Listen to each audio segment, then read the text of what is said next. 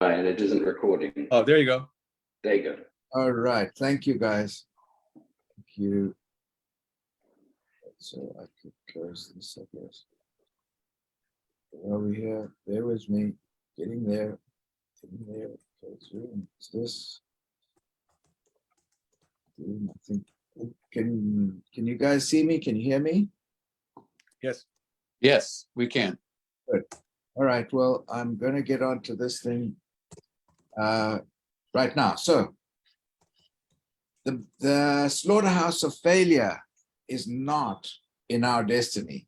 We shall persevere until we succeed. And that's just our little mantra that we have to have that in our branded in our minds. We will not succeed. We will not fail. So today we're going to talk a little bit about the 80-20 rule. And the reason I'm saying that is because we're going into 2023, coincidence of numbers, but into the new year. And we, in my opinion, it's important to introspect and see in 2022, like this year, looking at what we did as a lag measure, what went well, what didn't go so well. In other words, what mistakes we made, and to really start looking back at this past year and having a very serious introspection. We're lucky that we've got a back office. And in the back office, we've got a month-by-month record of how we did. So really, all we have to do is look month by month and see how did we do, and analyze that result or those results. And then if we think about it carefully, there's something called the Pareto principle. It's the 80-20 rule, that's what it is. And 80% of our results come from 20% of the team members that we have. 80% of the results come from 20% of the team members.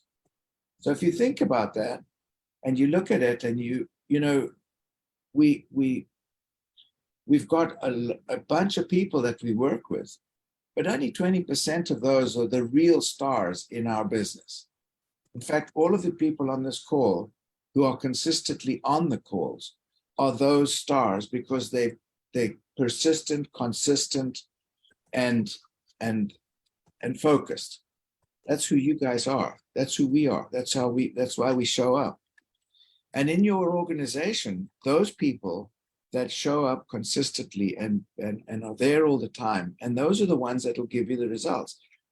So if you think about it, we've only got 6 legs. Our table of success, of total success, would be 6 legs. We talk about, having Ruby, becoming Ruby, and having 4 people and so on. But all we need is 6 to have total success.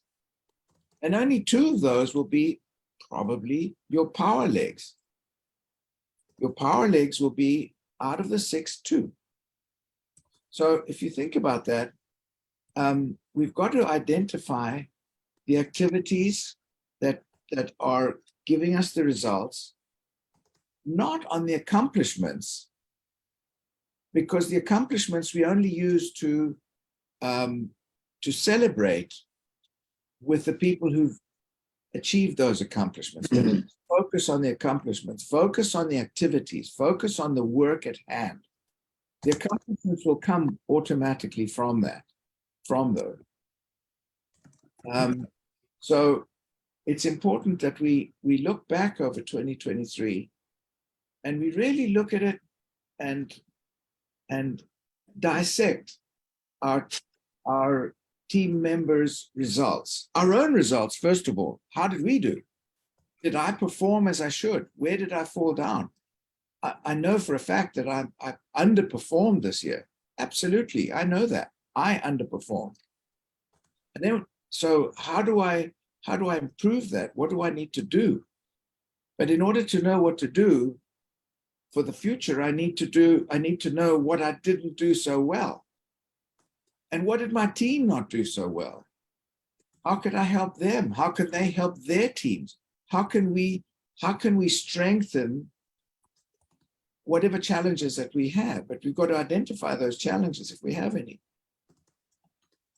And the reason I'm going into all this is at the moment is because we've got a really interesting time ahead of us. And it's time now to really step it up. We had a call last week where AI meets DNA. Wow, I am over the moon excited about that.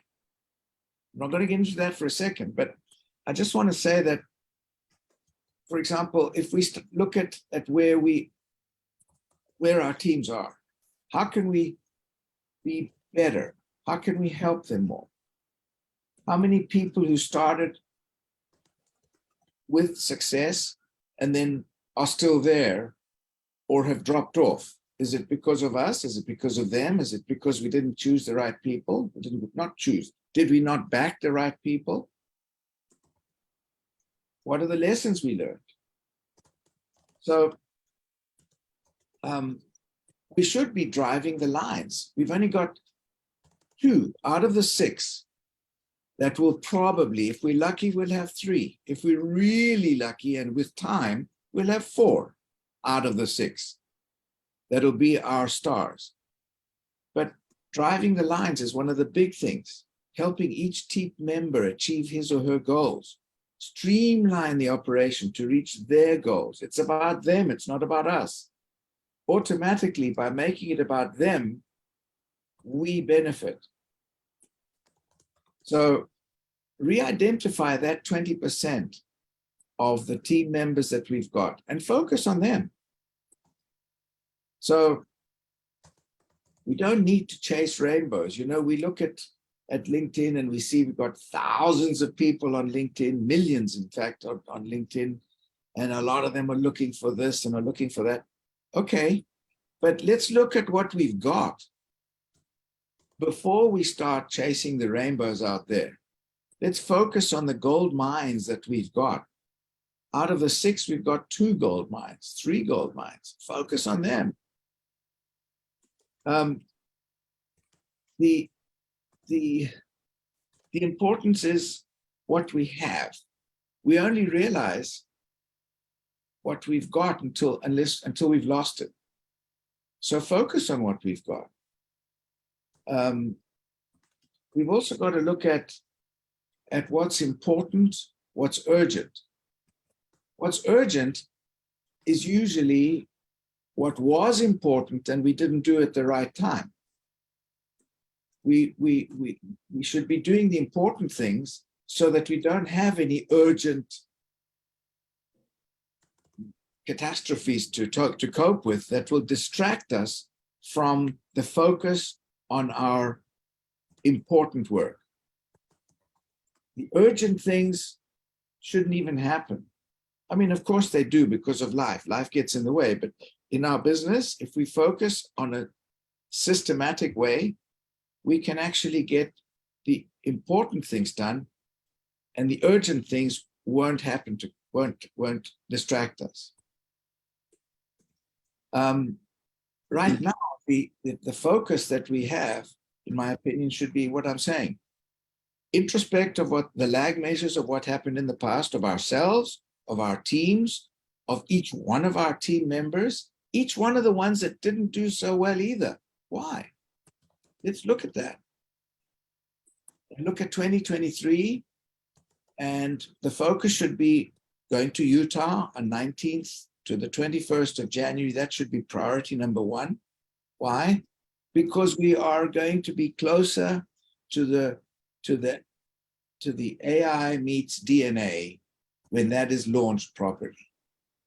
You know, in my opinion, we were ahead of the time with a scanner. Why? Because we had to educate people. We still have to educate people on the scanner. It's a lot of educating going on. We have to do that to get people to really, the physicians, healthcare professionals, to understand that. But thanks to 23andMe, thanks to the programs even like Forensic Files, which I love to watch, where they talk about the DNA, and they found a guy that had committed crimes 30, 40 years ago, and they'd gone undetected until one of his brothers or cousin put in the DNA, 23andMe, and that's how they found the guy. So everybody understands DNA. Everybody understands artificial intelligence. And now we've got a 38-year-old company with 75 full-time employed scientists who have many of the solutions to mitigate a lot of the problems that are found in our DNA. And if we couple that with artificial intelligence, which the company's working on, investing $500 million in all of this stuff, how exciting is that? So we've got to start from, where are we?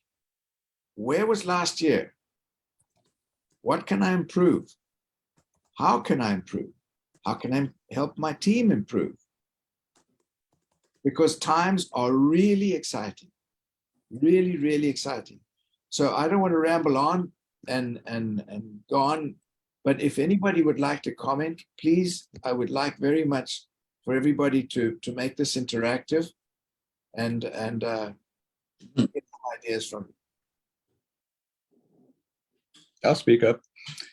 I go to these meetings. I learn a lot from these meetings. I internalize it, but I'm not able to get out of my own way and get into the offices except for people I know and have a warm introduction to. And I just can't seem to get past that. Now on LinkedIn, I've had 2 sessions where I put an ad out and got great response, but unfortunately didn't actually sponsor anybody. And I don't know if that's because of my presentation or because of not having a third party for doing 3-way calls, or not having the right message on the onset. Okay. That's it. All right. Well, first of all, Ron, neurolinguistics. Right at the beginning, you said, I can't. That word does not exist. Throw it away. You can. And it's a question of practice. It's a question of believing absolutely in yourself, what you've got, what you know, what the company has.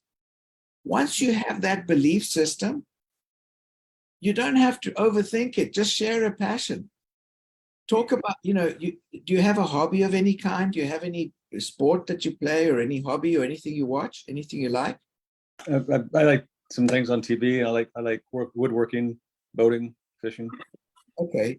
Tell me what's so good about fishing or boating or woodwork. Tell me what's so good about that. I bet you will not have a problem. May I make a comment here? Couldn't agree more, Lawrence. I mean, sales, to persuade somebody, you have to have core belief. And people can read that in you. And, Ron, you have an incredibly amazing depth of clinical knowledge that I put up against any doctor or nurse or healthcare provider. But you're trying to think your way through this. And I've been with you on calls, and we've talked about this. You have one of the finest stories I've ever heard about Pharmanex. Okay? Why were you hesitant to try the Pharmanex products? Oh, in my case, even as a child, I couldn't take any vitamins at all. My dad had put me, I was like 5 years old, put me on 1-a-day vitamins. And after about 3 days, started getting sick. So he took me to the doctor, they drew blood, everything was fine. Doctor says, well, what'd you do different? I give him vitamins. And they said, okay, well, stop the vitamins. You did, and it got better. Okay. So you couldn't take vitamins because they were not naturally produced and they're not bioavailable. Your body didn't know what to do with what you're putting in it. So you fought me how many months? 3, 6, a year How many That- months? At least 3 Right. to 6 months, yeah. Yeah, easy. And you were adamant, I can't do this. I can't do this. I'll get sick. What happened the week or second week after you started taking Life Pack? Nothing negative. I did great. It felt better. And I've been on multiple, several vitamins from New Skin and PharmNex since that time. And Okay, okay, great. Okay, so I'm a doctor or a nurse or a healthcare provider or a business owner. This obviously hyper intelligent, clinically experienced, credible, honest man comes walking in my door, looks like a family member. And he starts talking about his personal experience with this product that he's never been able to take in his entire lifetime until he found these products. Mm-hmm. If you can tell that story in 30 seconds and then say, I was this way, my score, my vision, my mental acuity, my cognitive function, my physical well-being, my breathing, my sleeping, we've talked about all this type of stuff. You make a list of 3 to 5 things and say, I was this way before, and this is what happened. You can't tell me that there's a practice manager, a doctor, a nurse out there that wouldn't be moved by that story. Okay? I don't disagree with you. Okay. So once you turn it from a cold call into, I want to learn more about that. This guy has a great story. Then you just have a conversation. And we've talked about the pitch. I took Mike Cook's, I transcribed it, said, make it your own. I played 20 years of football. The last week of practice, my 29th year on the face of this planet, and my last week playing football at the highest level you can play. Guess what we did that last week? Regular practice like you do. Worked on fundamentals. You got to practice, just like if you're going to be speaking to people and you're fumbling over your words, it just means you haven't practiced the script well enough. And I'm not talking about being scripted. I'm talking about when you know the fundamentals so well, like Mike and Lawrence and Dr. Scalia and Jim and all of us, if you know that script and this whole process that well, guess what you're not doing? Yeah. You're not thinking about your words. So then what are you doing? You're listening and you're having a conversation. Okay? So you've got a wonderful story. You've got an amazing script from Mike Cook. All you have to do is get about 30 to 60 to 90 seconds of engagement. They're to go, this is a guy I can respect, I can like, and I can trust, and they'll want to hear your story. So, and finally, you've got Lawrence, you've got Michael, you've got John, you've got Jim, you've got Andy, you've got all of us, and you've got a phone. I can't tell you the number of times I called Lawrence and Andy on every single call for over a year. Okay? Mm-hmm. So like Lawrence, the first thing he said, lingo, what did you call it? Neurolinguistics. You can. If you came in, and again, we're going to get into this a little bit more today because I'm totally rewriting my story. And that's going to be done hopefully by today. And I want to share it with this entire group and get your feedback. But Ron, you can. You're one of the most likable, knowledgeable people I know. People like and trust you. And so get out of the way. Do those few things that you need to do, and you will crush this. Okay. And I'm sorry, I got a little diarrhea in the mouth there. Can I say this? Yes. Ron, first of all, talk to the man in the mirror for 90 seconds in every way possible, so many times a day until you actually know that man in the mirror. And the thing is, the exciting part is you can go to a doctor or a healthcare professional or a clinic and say, I'm here because I'm a product of this product, and it made such a difference in my life. And I'm so excited and I want to share this. And I've got the added advantage that I can prove it. And this is why I'm here. That's why I'm visiting you, doctor, because I'm so excited about the changes that it positively made in my life for my health. And I'm just a patient. And I'm so excited about it. And I want to share this with you so you can share it with your patients. So it's about you. It's about how you portray the faith that you have in the product. Amen. We're not selling some crap that's made in, some other weird place. You've got a Rolls Royce with a Ferrari engine. That's the company. Just learn to drive it. But the way to drive it is to look at the man in the mirror and talk to the man in the mirror with conviction, with passion, with belief and knowing what you got. That's how you do it. Just feel good about it. And then you're not selling. You're sharing a passion. That's it. And I want to make one last comment too, and then I'll shut up. You know what the number one problem with the healthcare system is today? By far. They don't prevent disease, they treat it. Exactly. It's become transactional. When Big Pharma monetized healthcare, they turned it into a fee-for-service transactional instead of a relationship driven. And so they're treating instead of curing. They're treating symptoms because the system that's run by Big Pharma and the federal government, they don't care if you get better. Yeah. Okay? They don't. And so they set it up for empaths, because every healthcare provider I know is an empath. They serve others. They're wired that way. They're hardwired to try to benefit other people and give them the best quality of life they can. That's how they're wired. Why do you think there's so much burnout right now?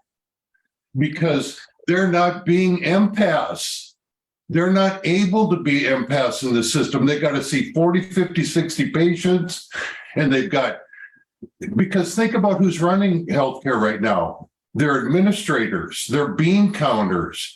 So everything's numbers. It's ICD-9s, or I'm sorry, ICD-10, CPT codes. It's all transactional because that's what accountants and administrators can understand. What do you understand? What do most healthcare providers understand? They understand that they need to get to know their patient to treat them, but that doesn't fit in the model. So they're enslaved, they're handcuffed by a system that makes them be something they're not. And so what does the PharmaNext program do? It brings relationship, it brings curing, it brings underlying problem. It moves the relationship from less of a transactional treatment-based system, right? Mm-hmm. Right? Back to that relationship-based, talking about health choices and health and wellness, which is what most health care providers feel very comfortable talking about, Mm-hmm. So that's what the PharmaNext program brings. And so we're going to talk about, I'm putting my story together. We're going to talk about how we can, in our small little world, fix and start to move the needle. Okay. And that's moving it from a transactional unsustainable. We have the highest costing and the worst performing healthcare system by far in the entire world. So this transactional bean counter program that they've implemented over the last 100 years, since 1910 or 1810, I'm sorry, 1910, when the FDA and Big Pharma were born. Anyway, so this is going to be a real personal story for you, because you have been a transactional healthcare provider your whole life, and you know the frustration that you suffered from all of the mandates, all the administrative tasks you had to take care of. Okay. Yeah. How much of that do you have with Pharmanex? Minimal. Hey, can I throw in something? Go ahead, Jim. Ron, what's your profession? I'm a physician assistant, but I've also got an MD degree. Oh, okay. So let me make this from the vantage point that I have the same color hair you do. Yours is on your face and mine is on my head. But so with this business, have you been out speaking with people, and has any of those people said, no, thanks, Ron? Yeah. How'd that make you feel? Horrible. You should not feel horrible by that, Ron. I think we just got to the problem. Have you read the book, Go for No? No, I need to get it and read it. All right, Ron, let me make a quick suggestion. I want you to become a child again. You've got so many years of knowledge and experience. You can't let go of those, and you're letting those hold you back. This business is for the old people who want to be young again. I'm telling you, it's so exciting if you will make a commitment to burn that damn ship. And I want you to get Go for No. I want you to get the Consistency Chain, and I want you to get the Miracle Morning. Just get those 3 books and read those damn things and mark them up and feel like you're back in college again. You're starting over, but you're starting on something. If you don't do that, you're going to continually be fighting yourself, because the only one that's walking in that room that's hurting you is you. Yep. You know, the doctor is inconsequential. He's either going to say yes or no, and it's his choice. You walk in with your best you that you know. That means you've got to be so damn confident in what you're doing. And you're not going to get there if his no makes you feel horrible. That's going to hold you back immensely. You want to go for no. And then from Go for No, you learn how to become better, so that the no's become less and less and less. I'd like to add one more book to your list, Ron. And I'm reading it right now. He was my mentor, actually helped me make the next step. It's Inside Out Coaching by Joe Ehrman, 2 N's at the end.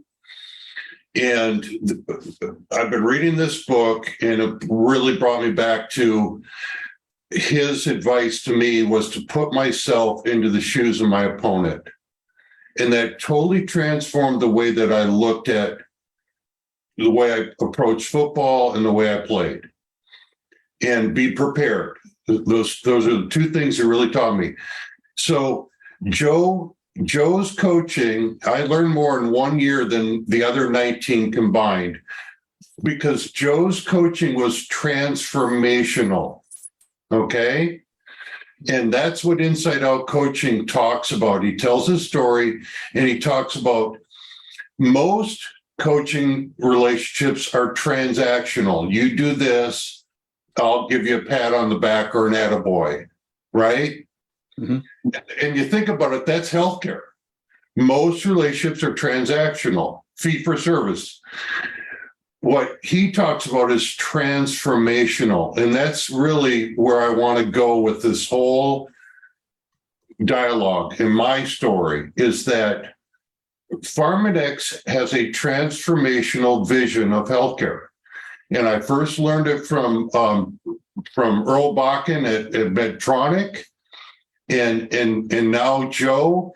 And guess what? The biggest reason why most people don't trust healthcare, I sent you this article last week. They don't feel that they're being cared about. Oh, yeah. That's it. So sorry to interrupt you here, but this is what I'm biting my lip here, because this is what it's about. Ron, you have an emotional experience, a positive emotional experience, which completely changed the fact that you couldn't even take supplements before, and it actually changed your health. It helps your health. That's exciting stuff, because these are positive results, personalized, that you can talk about. Look at the man in the mirror. No more doubts, no more hesitations. And it might take you 25 times to get it until you feel like it's just going to flow. And it'll flow when it comes straight from your heart and not going via your cobwebs in your mind, because you got cobwebs in your mind. That's what you got. Get rid of those bloody cobwebs and go straight from your heart. Talk about it with passion, with feeling, with empathy about your experience. That is what will sell much better. When I say sell, I mean that will make people buy into you. I don't say sell, no. They will buy into you when they hear your passion, when they hear what you got, why you got it. That's why you're there, because it works for me. And I want to share this so that it'll help you, doctor. Share this with other people. I got a message. I got a really good message, a positive thing that I can prove. No more cobwebs, no more excuses. Here's this thing. I'm going to send you non-ban. Okay. And if they say no, that's their problem, Ron. It's not yours. It has nothing to do with you. Right. And make it fun. Think about it. It's a game. It's a game. No one's going to take away your bread and butter if he says no. It's his tough luck or her tough luck. They didn't understand. They didn't see it. But I love the because saying in the Slight Edge, you want to get yeses? Yeah. And Jim, it's in this book, it's a great book, Slight Edge. Get more no's. Just what Jim's saying. You want more yeses? You got to get more no's. So there is incredibly exciting future for all of us. And we've got to tweak our mindset to where we are like racehorses at the starting point, ready to gallop forward. And the way to do it is get the mind right. Know that we are in a Rolls Royce with a Ferrari engine. Who else got 75 scientists full time that are working for you, for me, free? Passport to the future, science, technology, innovation. AI meets DNA. Oh my gosh, seriously? And we've got products that we can test, measure, improve, and we're investing 500 million in that. Already invested 100 million in the scanner. Come on, man. This is exciting stuff. Just Absolutely. Just feel it. Feel it. That's what you got to do. Feel it. Thank you. Thank you all. That aspect that Kevin brought up about basically providers having their hands tied and not being able to care the way they went. The reason why they went to school was to help others, and then they became transactional versus transformational. That really hit a chord, Kevin, and you understand how the only way we're going to get out of this is to have like a paradigm shift of helping others, not necessarily on an emotional level, but more on an intellectual. And what do we need to do? Put it front and center. Here's a metric. Here's a value. You want to count numbers? Look at these numbers. Look at your antioxidant score. Look at your weight, your cholesterol. Your blood pressure. Do you want to look on numbers? Go ahead. Let's look at those numbers. And the only way to get out of this is through education, lifestyle, and awareness. And I really liked hearing your passion today. Obviously, the conversation as usually went to a different direction. We started talking about the Pareto principle, and here we are talking about making a difference. And that's what this company is all about. So when you have it locked in and people see, your passion, that's really what they're connecting with. That book, Power of One More. One thing that I took away from that book was it's not important that people believe what you're saying. It's important that they believe that you believe what you're saying. I've spent a lot of years trying to convince people on what we have to offer them is actually something they should know and Right. believe. When in reality, all they have to see, like I know that Kevin believes everything he just said. I know that. And someone, is like, wow, this guy really believes in what he's saying. And that's what people follow, is that belief that you believe. If we're in a position of trying, amateurs convince, professionals sort. So do not try to convince anybody. If someone's not there yet, they're not at 12 o'clock, their timing is off. As you guys know, I have a metabolic coaching group that I do, and not everybody, I was thinking like everybody wants to get themselves healthy. But you know what? I wasn't at that point 4 or 5 years ago. And I was like, leave me alone. I want to continue doing what I'm doing. Leave me alone, But people have to get to a certain point. In practice, it might be that they're getting crunched in by, Medicare cutting back 9% more, or their practice is being absorbed by another group, and they no longer can do solo practice. They have to join a group practice. Or from a health perspective, they have to have a crisis. They have to have the bad news. When they're sitting in the waiting room and they're waiting to hear back from the doctor what the lab report was, that's where you get them. And in the economy, it's what's happening right now. We have a looming recession. A lot of people are in transition here. Don't waste your time on people who don't see it just yet. Just keep the door open. Continue to have that drip campaign on them, as we talk about, and get permission to follow back with them. And all you need is 1 or 2 people that see it like you do, and then you run with those. Like Lawrence was saying, you create that little team of people, and then you get a power leg, or you get some momentum. So Yeah. the first thing is mindset. That's what we talk about here on Fridays, right? Right. Then Right. we want to get some measurements. How many calls you're doing? Congratulations, you're calling people. You're making those calls. You have the numbers. You're having conversations. So you're taking action. Next, you're going to get momentum, and that's going to get you excited. It's going to be your personal momentum, and then it's going to be the momentum of your team. And then after that, you get mastery. But don't skip one of the steps, okay? If there's something you're having trouble with when it comes to a measurement, ask for help. If it's something that maybe you're not saying appropriately, and you could say it a little bit differently, and there's no such thing as a wrong way. It's just a better way to do it. Like Thomas Edison, he had to make all those mistakes first to realize those are the ways not to do it. So know where you are here and just keep slugging away. I'm proud of you, Ron. You show up, you're there, you care, you have a heart. And it's really cool to see that you're making your best efforts, and it's going to break open for you. Just keep doing things and be open and have a little bit better perspective. It's just hang with it, man. It's going to be a great year for you and Carol. Thank you, guys. And Ron, Joe just made a great point. You lived that. You were enslaved by the transactional system we're talking about. And so, it pulled you away from who you are, right? Right. So you can talk about, I sat on that side of the table. I lived your life. Well, I'm talking about some freedom from that. I mean, I'm not talking about you changing your whole practice, but how about a little bit more breathing space? How about being able to see a few less patients and treat them better because of the revenue that's generated by this program? So you've got a great story to tell. You're going to be speaking to people who you can identify with, and they can identify with you. They want to believe you. And then you just, like Joe's saying, you got to be organized with it. You got to call in help. Have I ever denied you help when you called me? Times I couldn't reach you, yes. Okay. Well, then there's Lawrence. I didn't ask you if I was available every second of the day. I said, if I ever denied you, That's will right. you? Lawrence falls in that too. Yeah, and then there's Andy, and then there's Jim, and I don't there's have John, access to and Andy. there's Mike. Huh? I don't have access to Andy. Of course you do. Your access to Andy, we'll get you access, but you've got access. That's okay. That's not a limitation. So, Okay.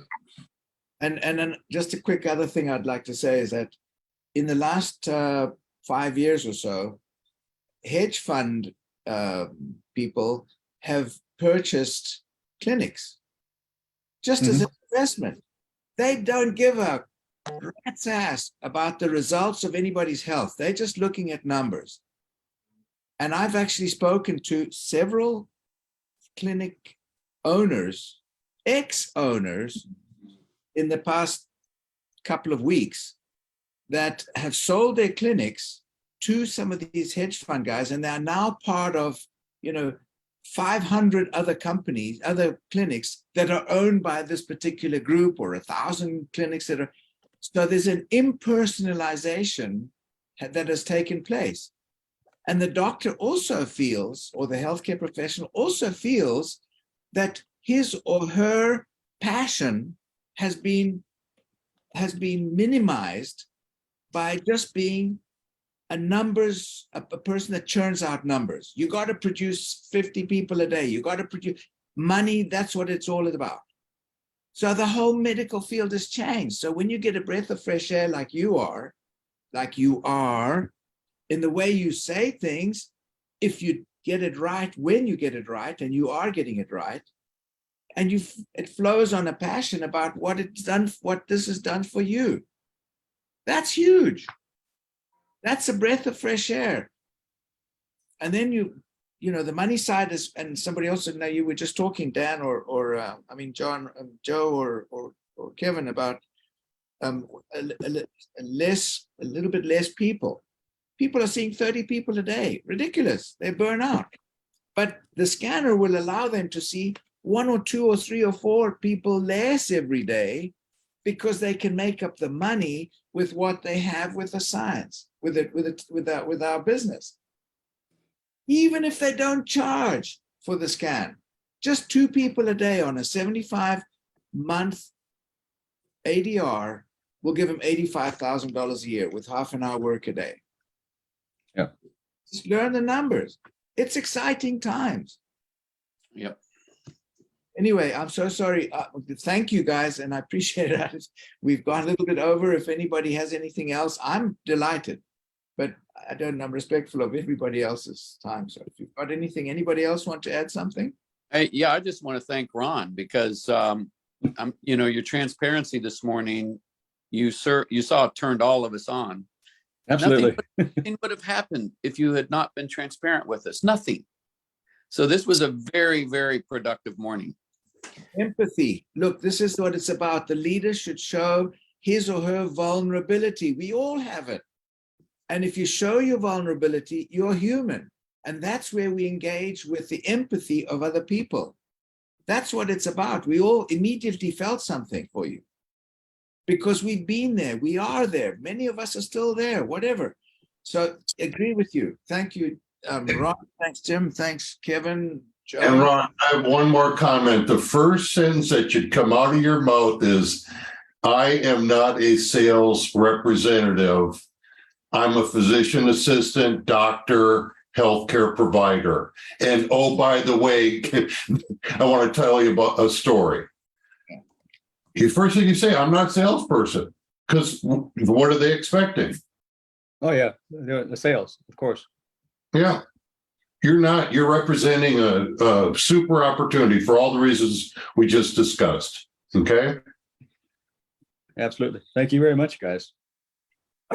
You. Anybody else got anything? There's plenty to discuss, but okay. Well, January 1921, focus on that, please, and think about what we talked about in a retrospect of 2022 and how we can streamline 2023 and significantly improve. Yep. Everybody, then, thank you for being on the call, and look forward to seeing you on Monday with Kent, Nelson, and Mansi's call.